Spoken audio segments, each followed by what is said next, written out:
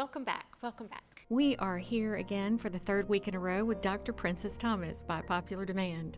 This week, Princess is going to tell us about one of the toughest times in her life. When she finally was able to reach her dreams and become a surgeon, that was when she was met with some really tough discrimination in the workplace. She talks about her faith and her family helping bring her through all of that. So let's just dive right in. Princess, I'm going to fast forward through this bit of your story because there's a part of your story that is so different than all the rest of your story, right? Right. So you get through Yale. You've just never really faltered. You've got this little girl. Somehow you've managed, and you go to your first job was in Birmingham, Alabama. Is that right? Yes, that's right. At St. Vincent's Hospital. Mm-hmm. Yeah. Tell me what that felt like. Tell me what it was like to work in Birmingham. I mean, you talk about a racially charged city with a history that is a rough one, and you walk in as, of course, the only African American female breast Right. surgeon. Right. And you're in a very elite hospital that is predominantly white clients, right? Mm-hmm. That's correct. How did that work for you? How were you received? So, this was my first job, right? So my first job out of training, and I joined another physician in private practice, and she had a very well established practice. But I'm like the new young Black woman on the scene. That's the fellowship trained breast surgeon, Right. and it was interesting because I would have some patients that I would see for the other physician. They were some of her patients, but I would see them in follow up. And, and they would say, I don't want to see you. I want to see her. Oh, wow. And so I would have to assume, well, maybe it's because I'm African American, and it didn't matter if they have the right to say they want to see whoever they like, but that kind of thing would happen here and there. But Princess, that had to hurt like anything. And you're a person who's never really felt much of that. What did Right. you deal with? Right. How did you deal with that internally? You know what? What I would say to myself was, it hurt, don't get me wrong, but the way that I got over it was I would say to myself, well, it's their loss. But once again, it did hurt. But I had to tell myself something, right? To make it not hurt as bad, not sting as bad. And then I would go to the operating room, and they're like all these old white guys that are surgeons, and they would never speak to me. Oh my goodness! Some still don't speak to me. I mean, so again, but you know what? So you started to feel all that discrimination right. you had not felt in your life to date, right? That's correct. That's correct. And so I understand your question because you have this huge will and you'd spent your life being supported by people who encouraged you. But you suddenly, I mean, you walk in that surgery room as this empowered fellow from Yale and the doctors won't speak to you. Yeah. I mean, they just walk right past you. Like you don't exist. Mm-hmm. That's a different world than the world you had experienced until that time. Right. But, it's kind of one of those things that still, and I've had that mindset my whole life. I didn't have a dad growing up, and I said the same thing. Whoop, he's lost. Whoop, he missed out. Right. And that's just the way that I kind of deal with things, And I'll be honest, I mean, it bothered me. I'm back here. I have my badge gets me into the physician's lounge too. And I walk in, people look, don't say anything, go right back to talking. Oh, so you know what? I said, I'm going to make them uncomfortable. And it took me a while to get here. But I said, I'm going to make them uncomfortable. As opposed to me just walking straight back to the restroom. I'm going to stand right there and get my cup of coffee and stand right here and listen to their little conversations. Now, was it comfortable? Absolutely not. I wanted to run. Yeah. But I'm like, I don't want them to think that I'm scared of them. But did it change you on the inside? Like, did you start to hide a little bit in your spirit? You know what? At the beginning, yes. But then I said, what makes them better than me? Now, it's still uncomfortable. But once again, what makes them better than me? They have more experience because they're old. It's very interesting because some of those same guys now, because I started traveling back to Birmingham, some of those same guys, now they speak to me. That's awesome. That's amazing. It's amazing. And I'm like, hey, how are you doing? And they're like, so then they have to talk, you know? So it's empowering now. Oh, I love that. It is empowering, but you overcame. Yeah. And then your story begins to be the hardest story of your life, right? Right. Right. You get married again to a doctor Hmm. who has a practice in Charlotte, North Carolina. Right. Uh huh. You move to Charlotte. You have Hmm. a baby. You start a Yes. practice. Yes. Tell me about all of that. I was in Birmingham from 2016 to 2019. Okay. And I started dating my then second husband during that time. And he was in North Carolina. I was in Alabama. And, we had a great relationship. We decided we were going to get married. We had a baby. So now I have a son as well. And I had him as well as moved to North Carolina, as well as got married all in 2019, Ugh. pre-COVID, right? Started a practice, And from the it was ground a up, slow start, private practice, right? very slow start, Didn't come very out of slow the start. gate the way you were used to things happening in your world. No, no. And this is, speaking of, racism and sexism, I've seen it the most here where I currently am in, right outside of Charlotte.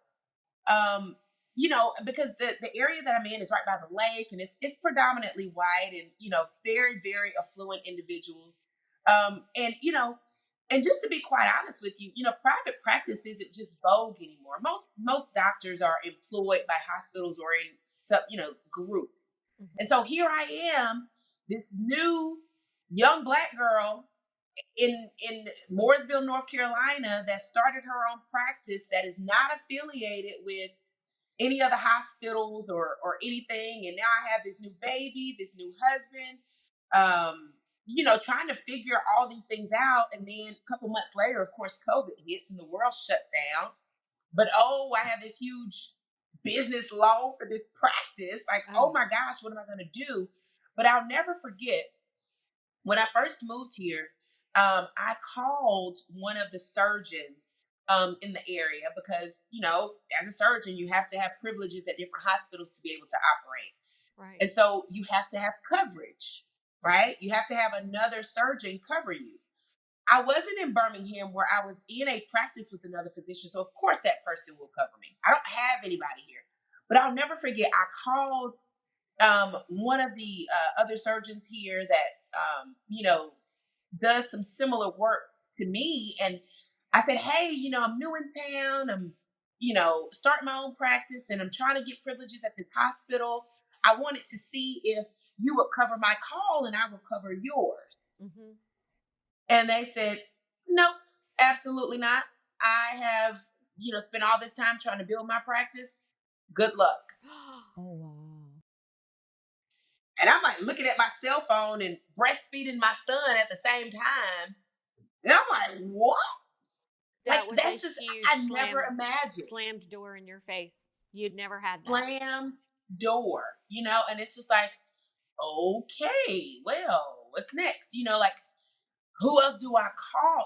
I mean, it's just, so that was one of the first barriers when I first got here. Then fast forward, here we are with COVID and no one's like headed to get mammograms. You can't. Right. Everything is shut down.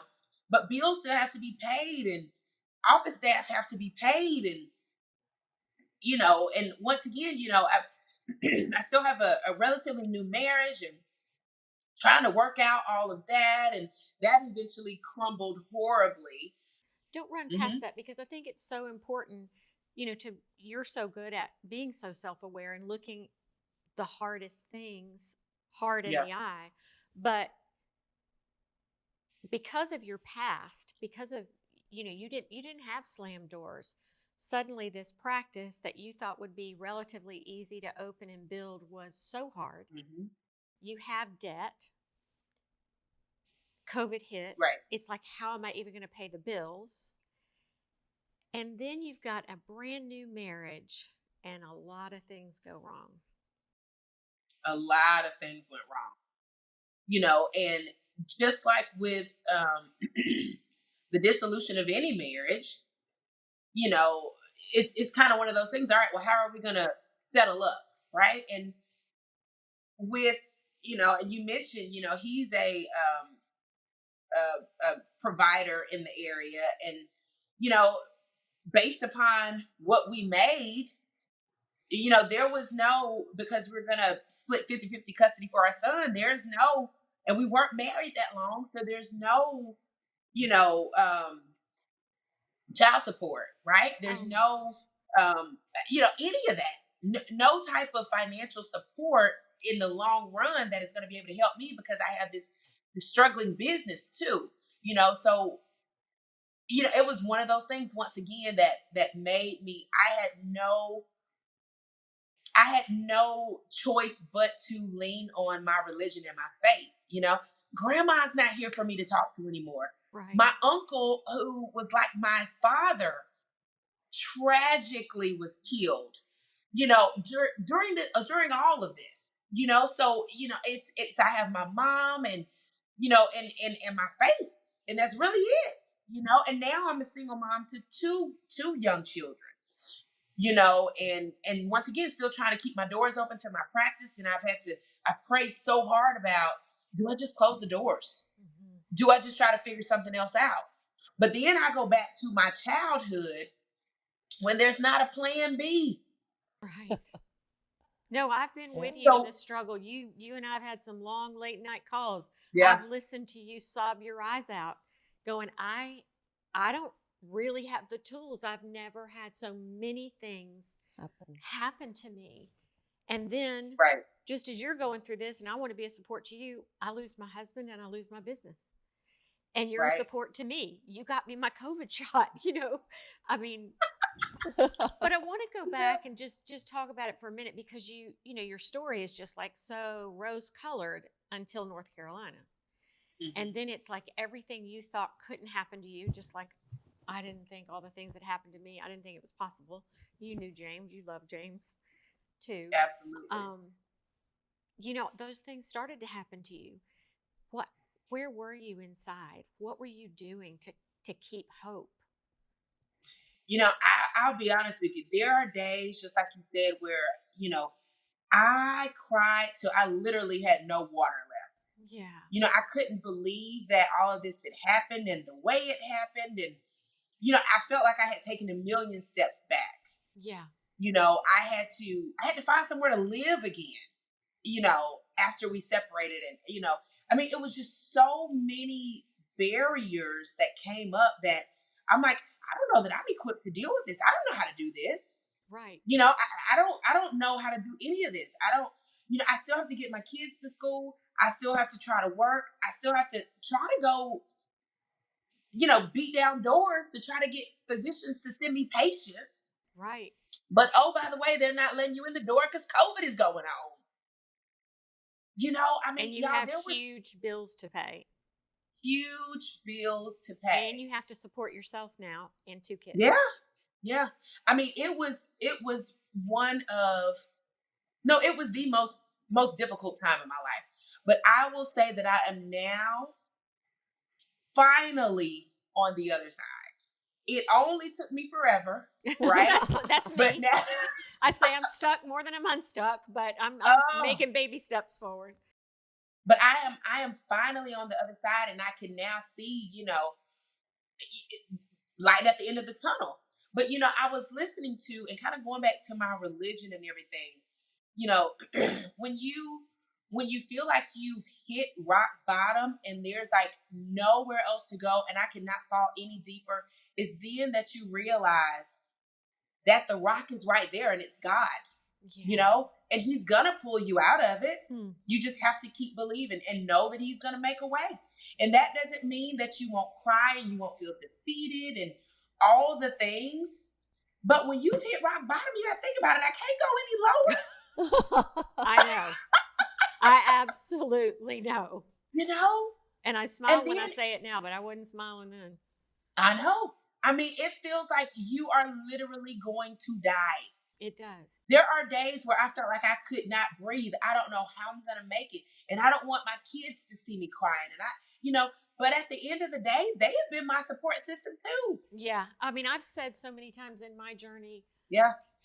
I don't know. I mean, I don't mean to be overly dramatic here, but I don't think I would have made it without my kids to live for, because I'd get up and Right. pretend to be okay for them. And I watched you do the same thing with the little ones. I'd come to visit you and we would go out and you'd just be literally face planted on the table at the restaurant going, I can't. It's so Yeah. hard. And then we'd go pick up the kids and you'd be the mom and you'd make Yeah. it okay. But I do think, and you didn't have any family around you. You still don't in North Carolina. Oh, No family, no support system except by phone, FaceTime, whatever. And right. so it has you are on a redemption journey in your life, right? Your Mhm. clinic is starting to thrive and you're now traveling as a breast surgeon, correct? Right. Right. And I believe Birmingham is now a clinic of yours as well. Am I right? It will be next year. Yes. Woo! Congratulations. That's amazing. Yeah. So, Thank you. the thing also, Princess, I have to say is you're only 40 years old, right? Mhm. And you Right. did so much. Everything was just the highest of highs. And then just like my life, it was Plummeted. plummeted. Mhm. But so I've been curious, and we haven't really explored this or talked about it. But now that you're beginning to recover, and I'm sure there's been a lot of internal stuff that you've had to do to get that confidence back that you had earlier in your life, what are you Mhm. dreaming for now? Like, if you could talk to your grandma, what would Mhm. you tell her about your life now and what you want to do next? I would ask her, Lord have mercy. I know I'm being selfish, but why did you leave me when you did? I needed to talk to you. I love it. You know what? Now I just, I think about, gosh, where I've come from over just the last several years and how, the business here in North Carolina is just slowly, and when I say slow, I do mean snail's pace, I right? know. But it's just slowly getting better, and my name is slowly getting out there. And we have people Googling me and following me on social media, and so we're getting there. And then, all of a sudden we have this, this amazing opportunity that happens. That happened with Birmingham, and the fact that I'll be able to own two practices at the beginning of next year, and That's incredible. there's just that right there is just mind blowing to me, first of all. But now that I have kind of undertaken this traveling doctor role, right? It's astonishing. And I've actually gone to South Dakota and been a breast surgeon up there some too. Wow. You know, and the thought occurred to me when I was in South Dakota, because it's very rural, and there are reservations and stuff like that around and things like that. And so many times when many of these women are coming in to be seen because of a breast lump, it's been there forever, because you have to see all the different doctors and go through this long process to get off of the reservation, Right. to then get into one of these big systems, right, to be seen, by a surgeon. And so, I had the thought of, what about if we had this like massive, like, Will Smith has like this massive, like, little mobile home that's probably worth like $5 million or something, but it is like amazing, right? So what about if we had this massive, and y'all, this is like talking like to the stars, right? But what about if we had this massive trailer that had an operative suite on it, Oh, wow. right? and had a recovery area. And it was as we're traveling across the United States, because of course I got my kids with me. As we're traveling across the United States, we're able to go to areas that are underserved, places where there are women who are not able to get the treatment that they need. We're able to travel to them, do their surgery, and keep on trucking. That would be incredible, Like, Yeah. Princess. What a dream you that is have. like amazing. And knowing you, that dream will become a reality because that's what you do with your life, right? Yeah. Yeah. I Do have you a have a question. question? I do. How do you, now you have two kids and are very young, how do you, I mean, you have such a strong mindset and you're such a fighter. And how do you keep that going through your kids? Do you have that grandma mentality go I through love the that. generations and like pass that on to them?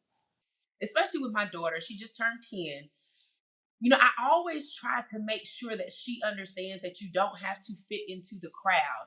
I know it's, everybody wants to have the little hair extensions with color, and everybody wants this, and everybody like all these, different little trends and stuff like.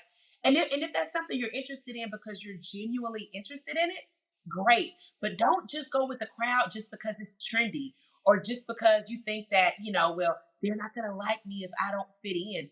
Like, be your authentic self, because I tell her, I'm like, you are beautiful, you are smart, you are intelligent, you are you're intuitive, I mean, you're all these things, right? And I think that is very important for us to pour those words, Absolutely. into them. And that's what I try to do specifically with my daughter, because she's in fourth grade, and she's around all these other kids, and now you got kids all of a sudden who are saying curse words in fourth grade. Like, who does that? But I'm like, we don't do that.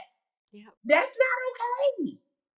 So just trying to show her that, like, look, you don't have to fit in to be amazing, right? Like, you're absolutely phenomenal. She just won the school spelling bee. I'm like, and I would be there like, woo!